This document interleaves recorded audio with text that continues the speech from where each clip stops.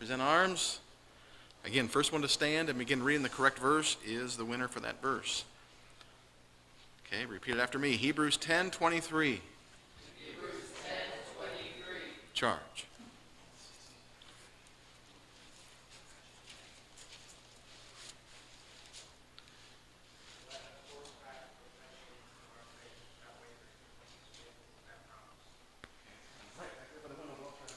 There we go. Okay, got them closed up. Present arms. Hebrews 10:25. Hebrews 10:25. Charge.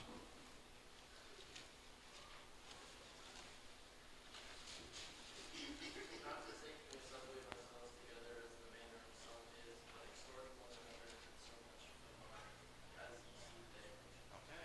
more as ye see fit. Little left, little low, sorry. Okay, present arms. No, just kidding. Nehemiah 1:6. Nehemiah 1:6. Charge. Well, hi, George. Nehemiah 1:6. Let thine ear now be attentive and thine eyes open, that thou mayest hear the prayer of thy servant, which I pray before thee now, day and night, for the children of Israel thy servants, and confess the sins of children of Israel, which we have sinned against thee. Both I and my father's house have sinned. Present arms. 1 Timothy 2:8. 1 Timothy 2:8. Charge.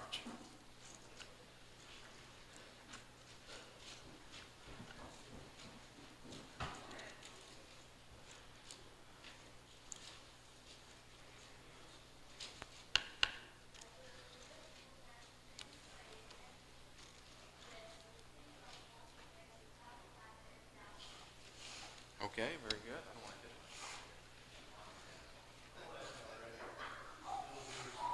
it. One more, last one. Present arms. Joel 2:27. Charge. You have to hunt for just a little bit.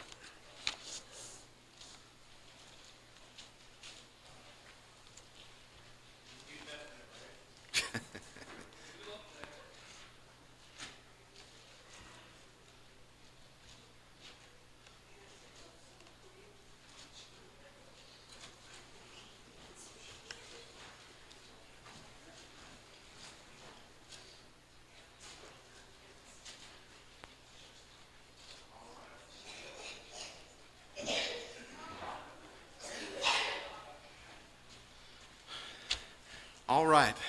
Like I said, like we announced last week, we finished our series in Elijah, so we're just going to do a little quiz time because we want to end early today to get ready for our morning service, the big harvest day today, and a lot of things going on we need to run through beforehand.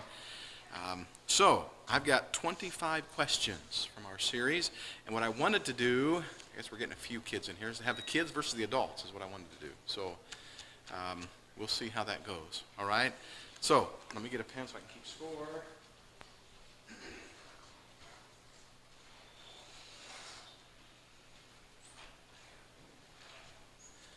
And the winners get to go through the line first at mealtime. So, okay? Of course, kids, you're going to need your parents with you anyway, but that's okay. Well, so, all right, you ready? Young people, kids, where should we call the divine line? Teens, you want to be kids or you want to be adults?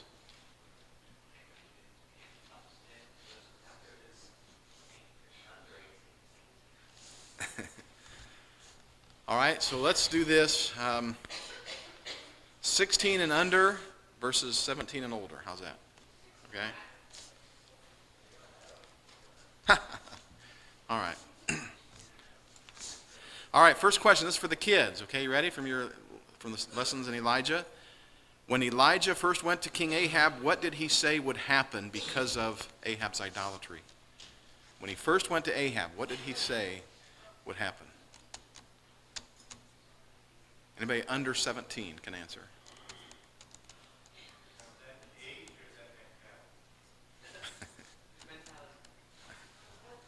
Anybody? What did he say would happen because of Ahab's idolatry? Johnny? It would not rain. Right, there would be no rain. Okay? So that's one for the kids. All right? Adults, now's your chance. What was the name of the brook where Elijah camped out? No. Usually I would go to the other team, but I don't think we'd know what the kids would know anyway. Yeah?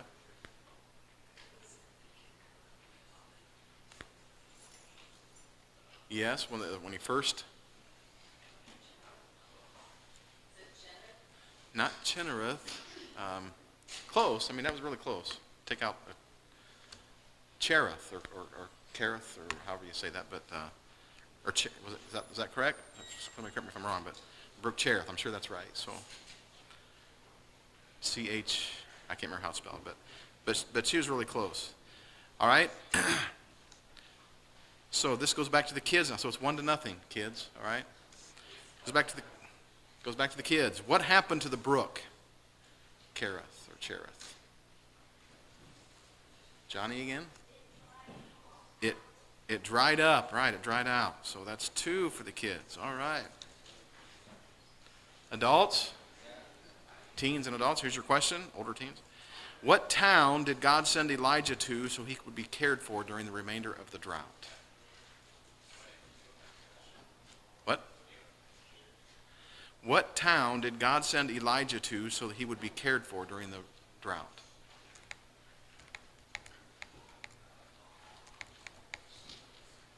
So there's a reason I'm asking the adults harder questions. But I'll give you a hint. He found somebody there or somebody met him there.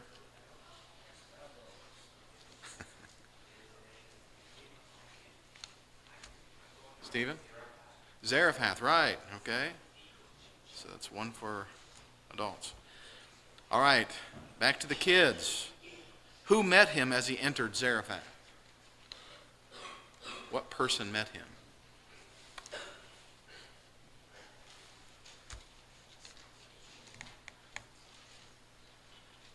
Anybody? Caleb, how old are you? 16. You can answer. Who met Elijah at Zarephath to help take care of him? God sent. If not, it's going to go back to the adults. Oh, Johnny? A widow. All right, a widow. And what did Elijah tell, you guys better get this, the adults. What did Elijah tell the widow to do? Okay. Right, to make him food. And we don't go into the response to my questions here, but remember she said, all I have is this last meal. But Elijah said, make it for me first, and then we know what God did. So, all right. This will be back to the kids then, so that's 2 for adults. It's 3-2. So kids, what happened to the widow's son? Austin? He died. Right, very good.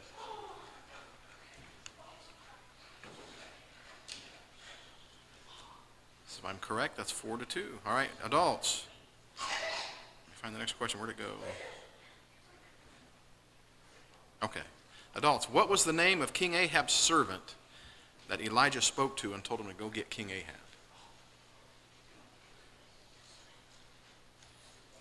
Obadiah. I say, oh was a good start. Zach said, oh. Obadiah. All right, back to the, I better mark that. Okay, 4-3. Back to the kids, younger ones, under 17. What did the, Where did Elijah tell King Ahab to have everyone meet in order to determine the one true God? This is for under 17. Austin? Right, Mount Carmel. Very good, Mount Carmel. Austin is on a roll. Mount Caramello. No. Didn't it used to be a candy, Caramello or something? Caramel. Oh, anyway. All right, adults. What did the priest of Baal do to try to get the attention of their God? Give me at least 2 things, because they did several things. But Stephen? Okay, they yelled, They cut themselves trying to get the attention of their false god Baal. Okay? All right, back to the kids. What did Elijah tell the priests? Let me see. Okay, what did Elijah tell the priests was the reason that Baal was not answering them? Remember, he kind of, well, again, you got multiple choice, but a few different answers there. Remember, Elijah was kind of mocking them a little bit. Said to cry louder, call louder, maybe this, and this. Anybody remember? Johnny? One of them was he might be sleeping. Yeah. Anybody remember another one? I'm going to give the point, but anybody remember another one? Away on a journey. Maybe he's on vacation. Yeah. He's talking. Yeah, so, all right, so good enough. So the kids got that one. All right, adults, older teens and adults. How many stones did Elijah use to rebuild the altar of God? Heather? 12 stones. And they represented what? 12 tribes of Israel. All right. So that's what I got to mark that. That's adults. Kids, what did God do to the sacrifice when Elijah prayed? When Elijah prayed, what happened to the sacrifice? What? I'm sorry. Okay. Sent fire from heaven, devoured us, poof, right? Up in smoke. All right. Adults. Here we go. This wasn't in the lesson, so good luck. Where did Elijah get all the water to pour on the sacrifice and to fill the trench around the altar?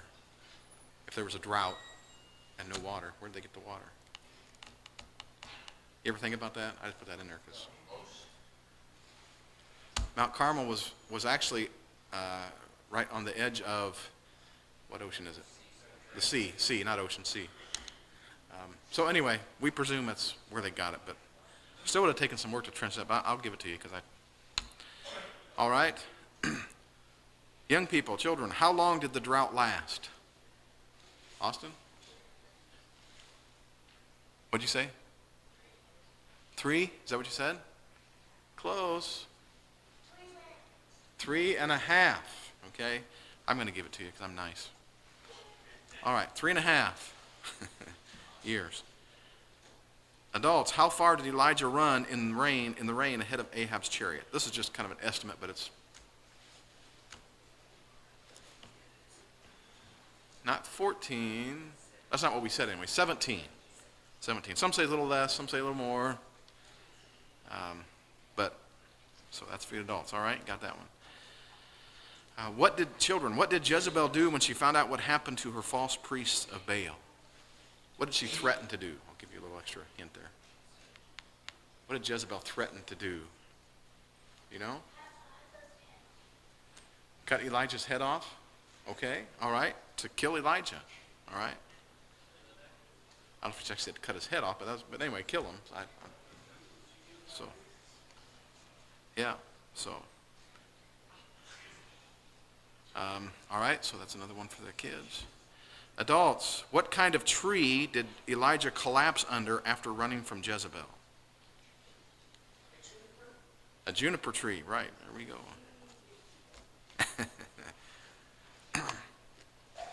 All right, children, when Elijah went on to the cave at Mount Horeb, okay, he went up the mountain to the cave, what 3 things did God do to show his power? Remember on the side of the mountain there was 3 things. Fire was one. What's another one? Any of the young people? Fire.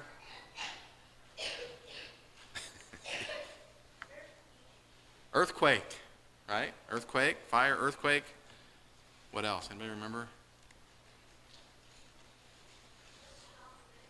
A strong wind, big strong wind. So, all right. So it's 10-8. Adults, here you can catch, or you can get another chance. How many people did God say had not bowed their knees to Baal? 7,000. I heard somebody say. All right. What? What? Oh. All right. Young people, children, How many people, I'm sorry, just read that one. What was Elisha doing when Elijah found him and called him to follow God? Where was Elisha? What was he doing? Caleb? Plowing in the field, right. Adults, what was the man's name that Jezebel had murdered so that Ahab could have his vineyard? Adults. Naboth, right, Naboth.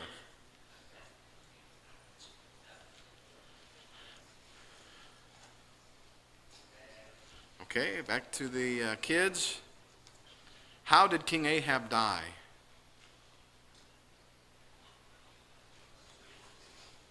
Awesome.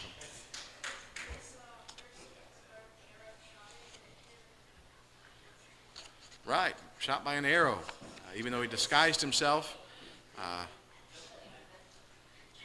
yeah, the fellow just took a pot shot, as they say, just flung an arrow, and all right. So that's another one for the kids. All right, adults. As Elijah was walking with Elisha at the end of his life, how many times did he stop and ask Elisha to stay behind? This was last week's lesson. So.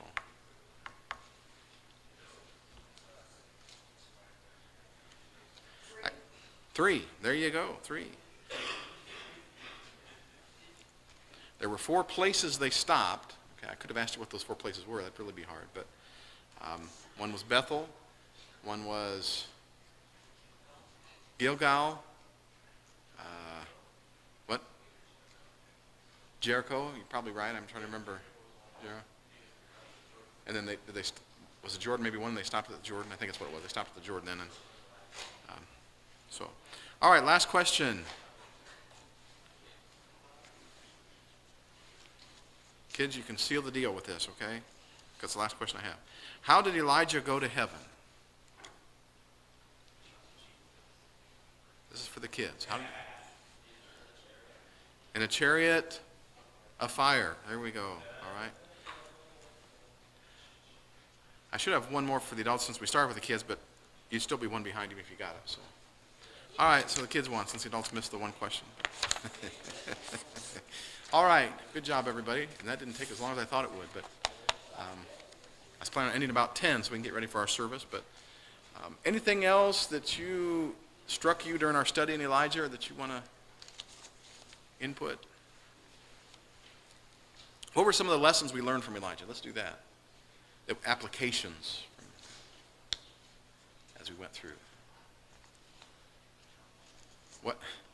What were some applications, lessons we learned from the life of Elijah, just in general?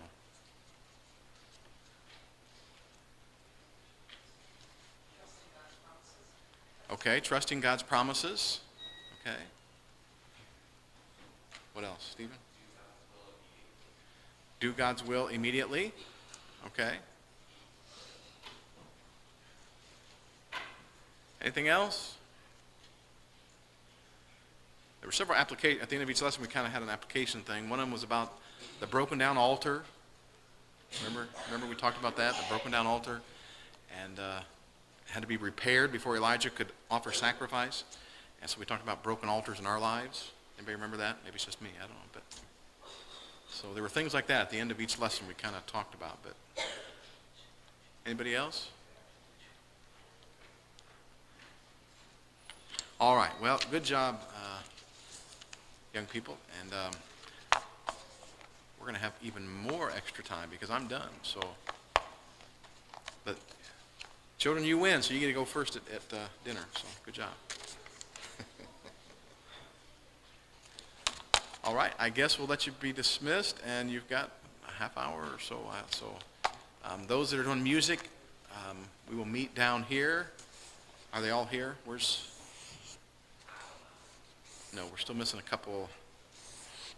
Your wife and Zeke, are they on their way, I presume, Rich? Okay. Okay. So